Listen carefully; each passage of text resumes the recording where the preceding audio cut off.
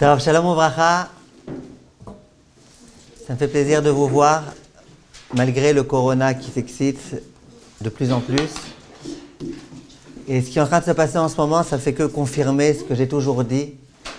C'est que tout ce qui est fabriqué en Chine, ça ne tient pas plus que quelques jours, à part le corona.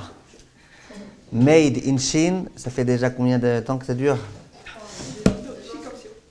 Voilà. En tout ça pour vous dire que vous êtes très chaud avec vos muselières. Et on va, Bezrat Hashem, faire un petit résumé du cours de la semaine dernière, du Seder de Tou Bishvat. Et on va essayer, Bezrat Hashem, d'avancer aujourd'hui. Alors, premièrement, on avait dit que quand on a des fruits à table, pas forcément à Tou Bishvat, n'importe quand dans l'année, et qu'on doit faire la bracha de Boré Peri Haetz sur l'un d'entre eux, sur lequel on fera par rapport à ce qui est écrit dans la Torah à propos des fruits d'Eretz Israël. Numéro 1, number 1. Number 1, lequel? Zaït. Number 2, 2. C'est quoi le 2?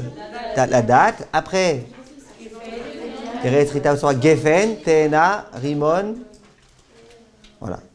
Donc on a ici les 5 fruits qui sont Boré Peri Haetz, et on a dit que c'est dans cet ordre-là qu'on doit aller. Ça veut dire que si j'ai devant moi tous les fruits, je ferai Boré Peri Haetz sur l'olive. Si j'ai devant moi pas d'olive mais que des dattes et compagnie, je ferai. Si j'ai devant moi qu'une grenade et une pomme, eh ben je ferai sur une grenade. C'est clair?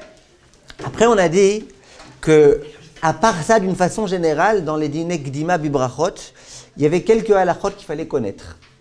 On avait dit par exemple qu'il y avait un concept qui s'appelait, qu'est-ce qui peut m'aider? Celui-là qu'on préfère, voilà. Vous avez bien appris à parler en français de la Vitale, je vois.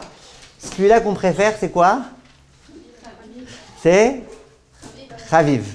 Il y a un autre concept, comment il s'appelait? Shalem, très très bien. Si Révital est au premier rang, c'est bien. C'est quoi la différence, Révital? C'est quoi le plus important? C'est Shalem ou Chaviv? C'est Shalem. Shalem. C'est clair? Il a fait. Donc ça veut dire que si j'ai devant moi 2 gâteaux, un gâteau coupé, un gâteau entier, que les deux je les aime autant, je ferai la bracha sur un gâteau entier. Si j'ai devant moi un gâteau coupé que j'aime beaucoup et un gâteau entier que j'aime un petit peu moins mais que j'aime quand même et que je compte manger les deux, je ferai mes onotes sur le gâteau entier. Shalem, quelque chose d'entier, ça passe avant Chaviv. Si on a bien compris ça, on a compris que dans chaque espèce, donc, on a compris ce qu'on devait prendre. Vous avez devant vous du Sheakol. Vous avez un verre d'eau ou une damrout. Qu'est-ce que vous allez prendre? La damrout. D'accord? Vous avez devant vous 2 bonbons, un que vous préférez par rapport à un autre, ou un qui est cassé, parce que quand les femmes elles ont jeté de la Ezrat Nashim, elles ont jeté trop fort. Un qui est cassé, un qui est entier, vous ferez sur l'entier. On a compris comment ça marche? Après, on avait posé la question, je fais un petit résumé pour tout le monde. On avait posé la question, on avait dit, bon j'ai compris, d'accord, donc dans le Haetz, je vais prendre l'olive. Dans le Adama, je vais prendre telle espèce qui est entière et que j'aime. Dans le Sheakol, ok, mais dans quel ordre on doit faire? Est-ce que je dois commencer par ce que je veux ou est-ce qu'il y a un ordre à respecter?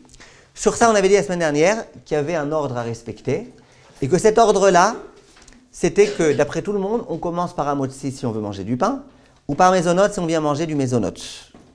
D'après tout le monde aussi, qui est-ce qui est en tout dernier? Le Sheakol. Très bien. Et là où il y avait la grande embrouille, c'était entre le Haetz et le Adama. Ça veut dire, j'ai commencé par mésonote, très bien. Après, j'ai fait Boré Peri Geffen sur du vin ou sur du jus de raisin, sur ce que je voulais, très bien. Maintenant, j'arrive à quoi? Maintenant, j'arrive à Haetz. Est-ce que je vais faire d'abord Haetz sur mon fruit? Ça peut être mon olive, ça peut être, si j'ai pas d'olive, ça peut être une date, ça peut être une pomme si j'ai aucun fruit d'Eretz Israël.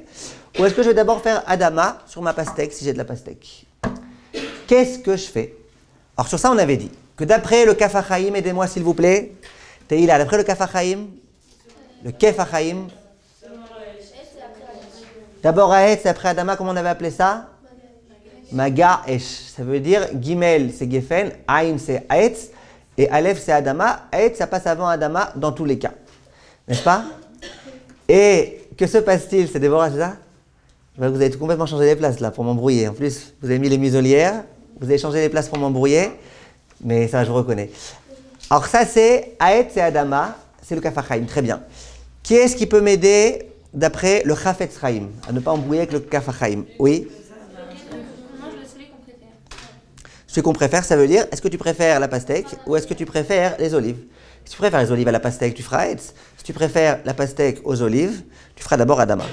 Ok? Non, mais les olives, c'est obligé parce que c'est un fruit de la Non, le Chafetz Chaim, il ne rentre pas dans ça. Maintenant, j'arrive au Rav Ovadia Yosef. Et Mouna, qu'est-ce qu'il disait Rav Ovadia Yosef?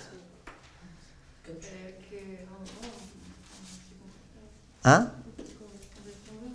C'est très très bien. Et c'est quoi ce qu'on veut? Non, ce qu'on veut, on a dit, Rav Ovadia dit pas c'est ce que tu préfères. C'est ce que tu veux, ça veut dire que ça change strictement rien. Ce que tu veux, ce que tu veux. Pas ce que tu veux par rapport au goût, pas ce que tu veux forcément par rapport à entier ou pas entier, ce que tu veux. Très bien. Ça, c'était Rav Ovadia Yosef. On avait conseillé, puisque Rav Ovadia Yosef, de toutes les façons, d'après lui, quoi que tu fasses, c'est bien. Donc, on avait conseillé de ne pas rentrer dans une marloquette. Ça veut dire, on avait dit, prenons le cas où tu préfères le haetz au adama. Tu préfères l'olive au adama. Alors, d'après le Chafetz Chaim, tu dois faire l'olive. D'après le Kaf HaChaim, tu dois faire l'olive. D'après Rav Ovadia, tu fais ou l'olive ou l'autre. Bah, autant faire l'olive. Autant faire l'olive, autant ne pas faire de la provocation. Ça, c'était ce qu'on avait dit.